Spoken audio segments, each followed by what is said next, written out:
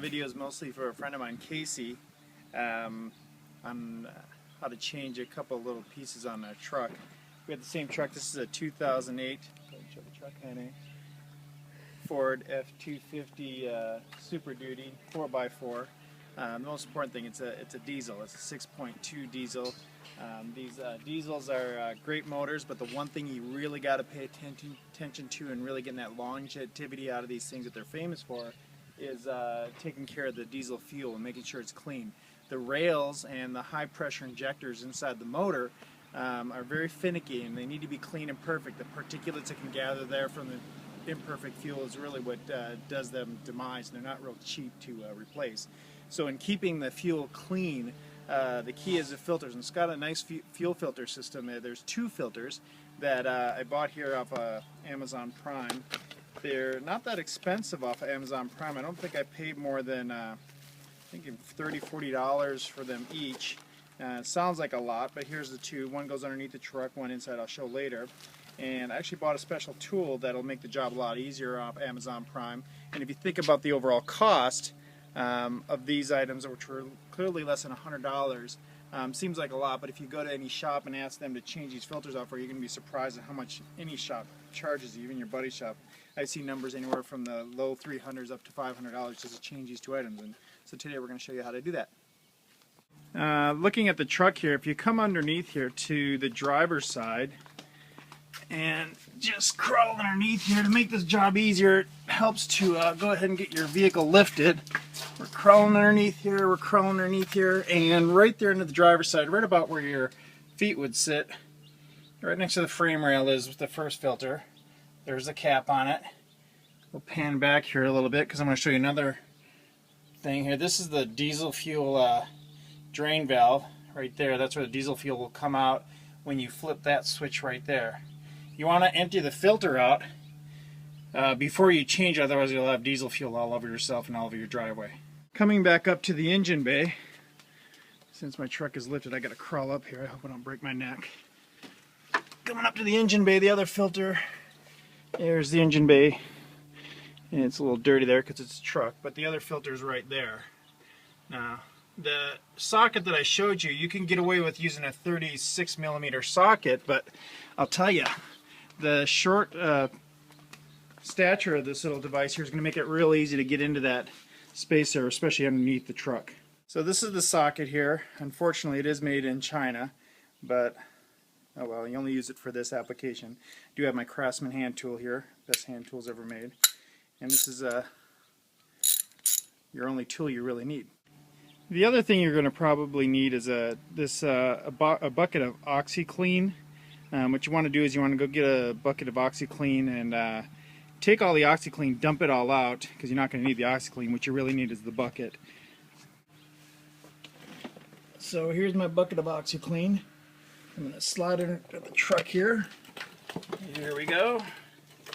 Set that bucket down in the right place, hopefully. And here we are back to our little our filter and the drain. Try and position my bucket here right. Here's the little switch I was telling you about right there. And when you flip this bugger, diesel fuel will come out, so be prepared. You want to flip it and drain it for about 30 seconds, half a minute. You just want to get all the fuel out of the filter so you don't dump it all over yourself. Okay, ready? And let's see here. Come on, baby. There we go. Let me line my bucket up just right. And I'm going to open it up all the way. Oh yeah. 1 Mississippi. 2 Mississippi. 3 Mississippi. 4 Mississippi. 5 Mississippi. 25 Mississippi. 26 Mississippi. 27 Mississippi. 28 Mississippi. 29 Mississippi. 30 Mississippi. So I'll flip that shut. Now there's the actual socket, I guess the male end. Here's my socket driver. I'm going to go ahead and take that off, unscrew it, and wiggle it out of there. I'm going to have to delete this part of the video only because it's a new iPhone 5. I don't want to set it on the pavement here. I'm going to just assume you know how to do this part. Before I do that though, it seems like this hose right there, the heat shield on it, heat shield tape on it, seems right in the way. I'm going to try and just loosen that and kind of free it up just a little bit. It seems to be secured by a tab that comes around if you come around the other side of the frame rail. That little plastic bugger right there, I'm going to take just a pliers and kind of squeeze it a little bit and push it through. See if I can get a little bit more room to work.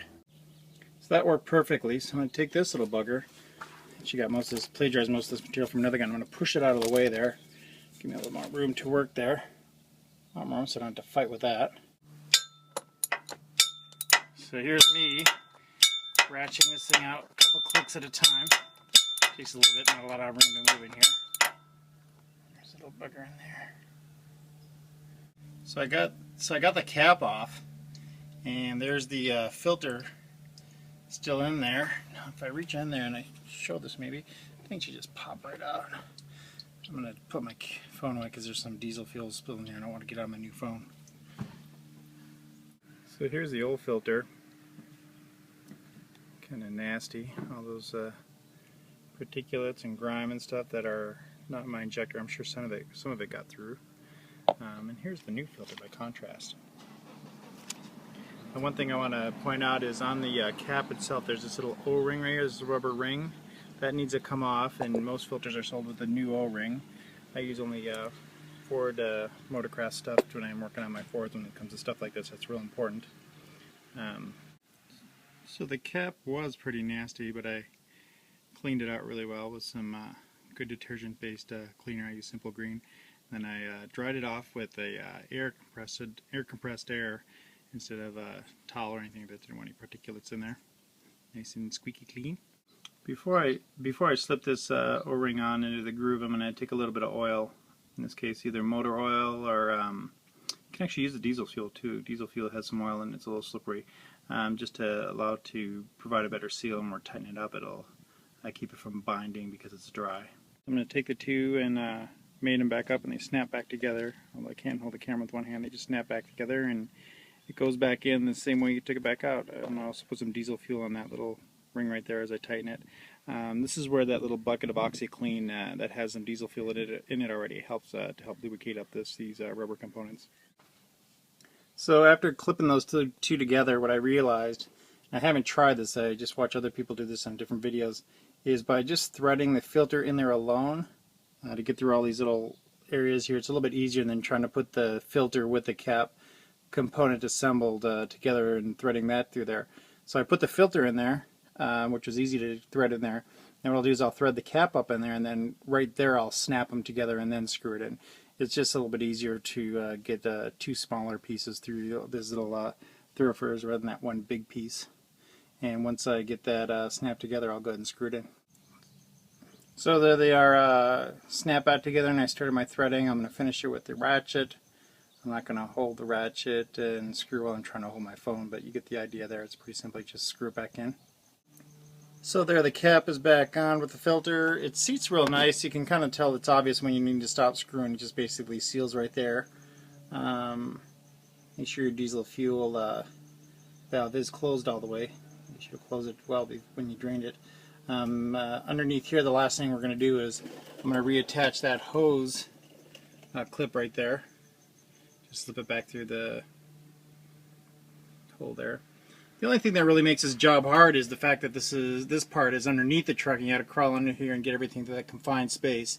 And just knowing about this drain valve, that's honestly the most difficult part about this job. If this part of the filter was somewhere a little bit more accessible, I can assure you that this job would take about 60-70% less time and knuckle abrasions.